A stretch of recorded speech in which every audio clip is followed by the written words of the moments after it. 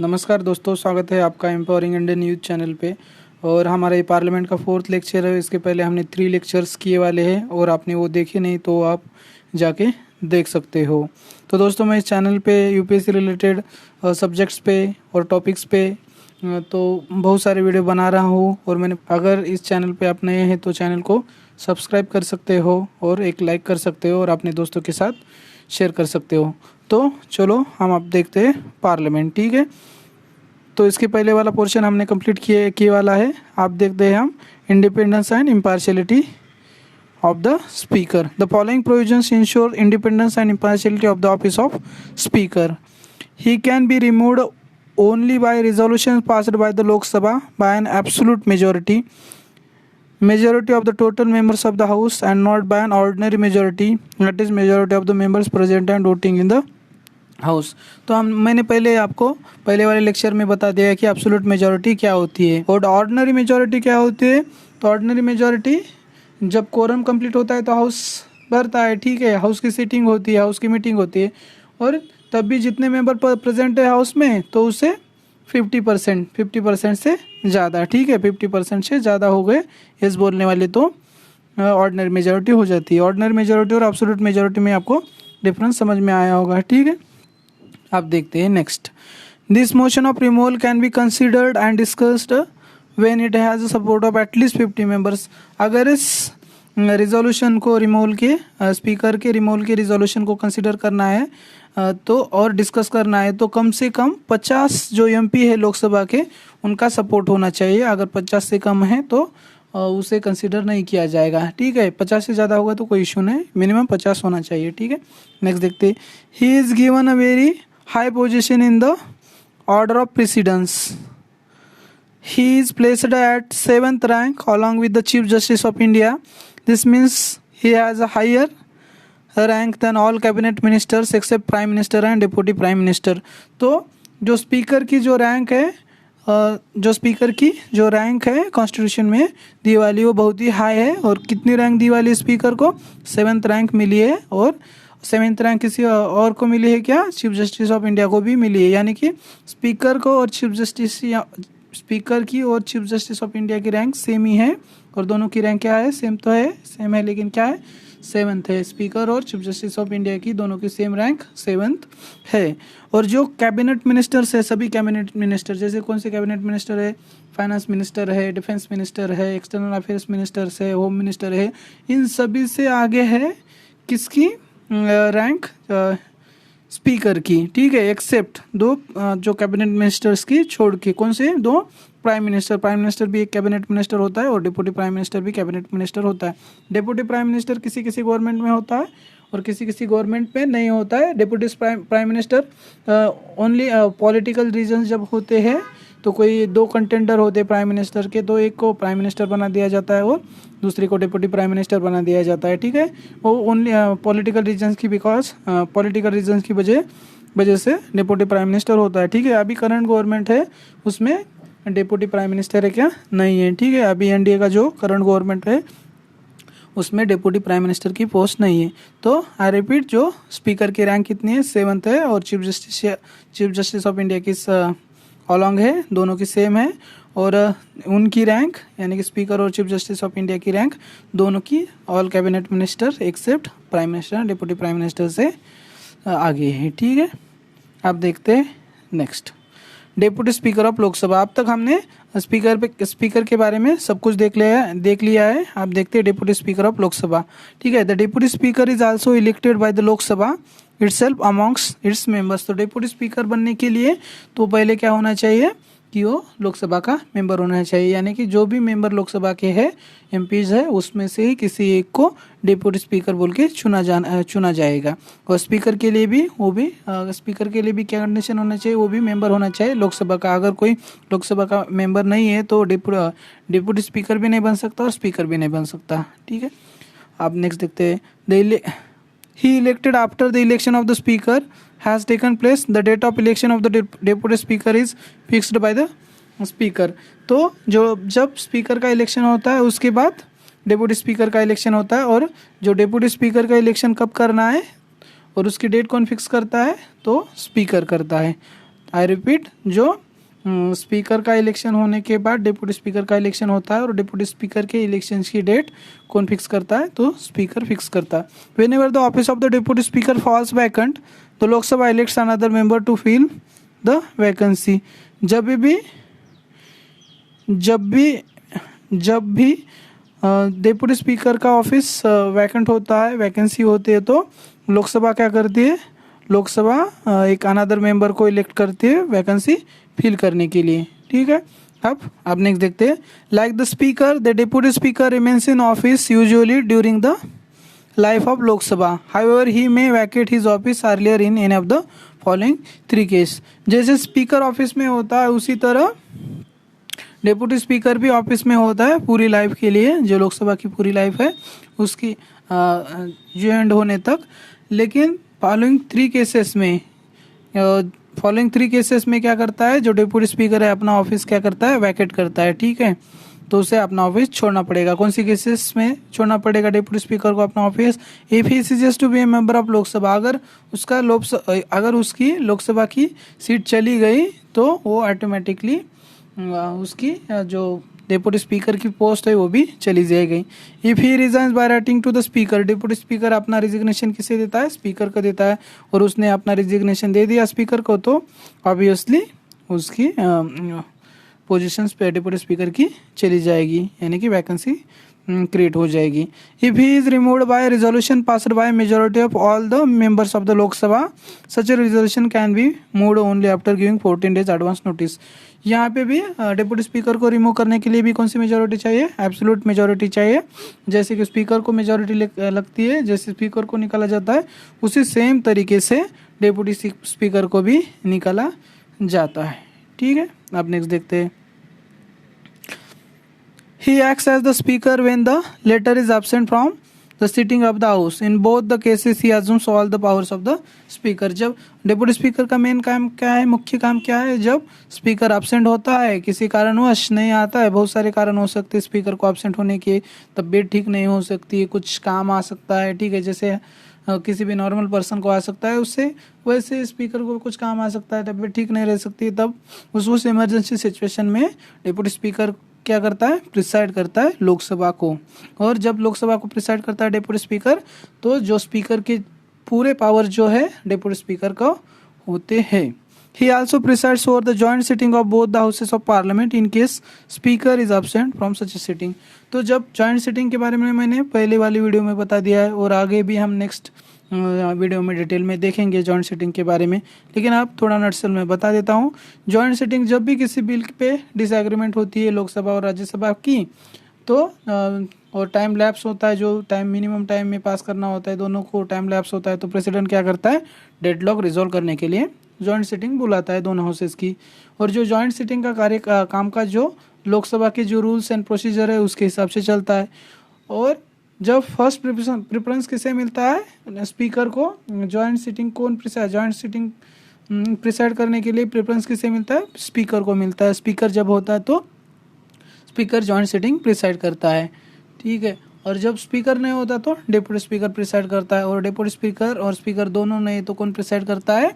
तो deputy chairman preside करता है। और चेयरमैन प्रिसाइड करता है क्या? नहीं है, राज्यसभा का चेयरमैन प्रिसाइड नहीं करता। क्यों नहीं करता? क्योंकि वो राज्यसभा या लोकसभा का किसी का भी मेंबर नहीं होता, और जो चेयरमैन होता है वो वाइस प्रेसिडेंट ऑफ इंडिया होता है। राज्यसभा का चेयरमैन कौन होता है? वाइस प्रेसिडेंट ऑफ इंडिया, और ये वाइस प्रेसिडेंट ऑफ इंडिया दोनों हाउस का भी मेंबर नहीं होता, इसलिए वो प्रिसाइड नहीं करता। ठीक है, अब नेक्स्ट देखते हैं। The deputy speaker has one special privilege, that is whenever he is appointed as a member of parliamentary committee he automatically becomes its chairman। तो डिप्टी स्पीकर को एक स्पेशल पावर है, प्रिविलेज है, वो आपको स्पेशल प्रिविलेज क्या करना पड़ेगा? याद रखना पड़ेगा। डिप्टी स्पीकर को कौन सा स्पेशल प्रिविलेज है? तो जब भी डिप्टी स्पीकर को किसी कमेटी का, किसी पार्लियामेंट्री कमेटी का मेंबर बना दिया जाता है, तो ही ऑटोमेटिकली बिकम्स इट्स चेयरमैन। तब वो क्या होता है? ऑटोमेटिकली उस कमेटी का चेयरमैन बन जाता है। When the speaker presides over the house, the deputy speaker is like any other ordinary member of the house.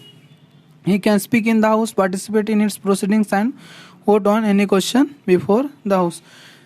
जब भी स्पीकर होता है हाउस में प्रेजेंट और प्रिसाइड करता है लोकसभा को, तो यह स्पीकर क्या होता है, डेप्यूटी स्पीकर ऑर्डिनरी मेंबर की तरह होता है। जब जो जो चीज़ें ऑर्डिनरी मेंबर करते, जैसे कि फर्स्ट इंस्टेंस में बिल के ऊपर वोट करना, ठीक है, और डिबेट करना, डिस्कशन करना, क्वेश्चन पूछना, सभी भी जो चीज़ें ऑर्डिनरी मेंबर करते हैं, या ऑर्डिनरी मेंबर यानी कि लोकसभा के जो मेंबर है वो करते हैं, वो ही सेम चीज़ें कर सकता है। कौन कर सकता है? Deputy speaker. ठीक है, अब देखते हैं next. Up to the 10th Lok Sabha both the speaker and the deputy speaker were usually from the ruling party. 10th Lok Sabha तक दोनों भी, both speaker and deputy speaker क्या रूलिंग पार्टी से होते थे। अब यहाँ पे दिख रहा नहीं होगा आपको, ठीक है, पेन की वजह से। Up to 10th Lok Sabha both speaker and deputy speaker कहाँ से होते थे? यूजुअली रूलिंग पार्टी से होते थे। Since 11th Lok Sabha 11th Lok Sabha से क्या हुआ? There has been a consensus, ये बहुत ही महत्वपूर्ण वर्ड है, consensus, that the speaker comes from the ruling party और the ruling alliance and the post of deputy speaker goes to the main opposition party. 10th Lok Sabha तक क्या होता था? जो दोनों भी स्पीकर और डिप्टी स्पीकर नॉर्मली होता था, ठीक है, ऐसा नहीं कि हमेशा होता था। नॉर्मली क्या होता था कि जो स्पीकर और डिप्टी स्पीकर की दोनों की पोस्ट रूलिंग पार्टी को जाती थी।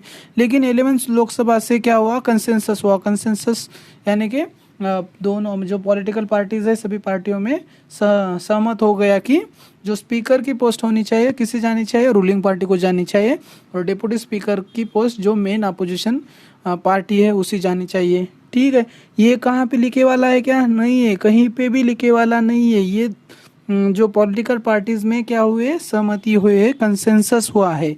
तो आपको पूछा जा सकता है क्वेश्चन कि 11th लोकसभा से कि स्पीकर की पोस्ट रूलिंग पार्टी को जाएगी और डिप्टी स्पीकर को अपोजिशन पार्टी को जाएगी। हाँ, ये तो बराबर है, लेकिन आगे वो कंफ्यूज कर सकते हैं आपको। ये कॉन्स्टिट्यूशन में लिखा है, रिप्रेजेंटेशन ऑफ पीपल्स एक्ट 1951 में लिखा है, या किसी अन्य प्रोविजन में लिखा है, ऐसा बोल सकते हैं। ठीक है, तो ये कहीं पे भी लिखे वाला नहीं है, ये कंसेंसस हुआ, ये आपको याद रखना पड़ेगा। अभी नेक्स्ट देखते हैं। The speaker and deputy speaker while assuming their offices do not make and subscribes any special oath और अफर्मेशन। जब स्पीकर और डिप्टी स्पीकर जब ऑफिस में इंटर करते हैं तो उन्हें सेपरेट स्पीकर या डिप्टी स्पीकर की ओथ लेनी पड़ती है क्या? नहीं है। जो एमपी जो लोकसभा की एमपी जब इंटर करते हैं ओथ लेते हैं, जो नॉर्मल ओथ होती है, और जो प्रोटेम स्पीकर का काम होता है सभी लोकसभा के एमपी को क्या ओथ दिलाना, वही ओथ होती है। ठीक है, सेपरेट ओथ लेने की जरूरत नहीं होती है स्पीकर या डिप्टी स्पीकर को। ठीक है, अब नेक्स्ट देखते हैं। The institutions of speaker and deputy speaker originated in India in 1921 under the provisions of the government of India act 1919 मॉन्टेगो Chelmsford reforms. तो जो स्पीकर और डिप्टी स्पीकर की जो पोस्ट हुई इंडिया में कब ओरिजिनेट हुई? 1991 हुई। किसके तहत? गवर्नमेंट ऑफ इंडिया एक्ट 1919 के तहत। और गवर्नमेंट ऑफ इंडिया एक्ट 1919 को फेमसली नोन क्या है, किसे क्या कहा जाता है? मॉन्टेगो चेम्सफोर्ड रिफॉर्म्स भी कहा जाता है। गवर्नमेंट ऑफ इंडिया एक्ट 1919 को क्या कहा जाता है? फेमसली नोन है मॉन्टेगो Chelmsford reforms. At that time, the speaker and the deputy speaker were called the president and deputy president, respectively, and the same nomenclature continued till 1947. तब जब 1921 से दोनों की स्पीकर और डिप्टी स्पीकर की पोस्ट ओरिजिनेट हुई, लेकिन तब क्या कहा जाता था?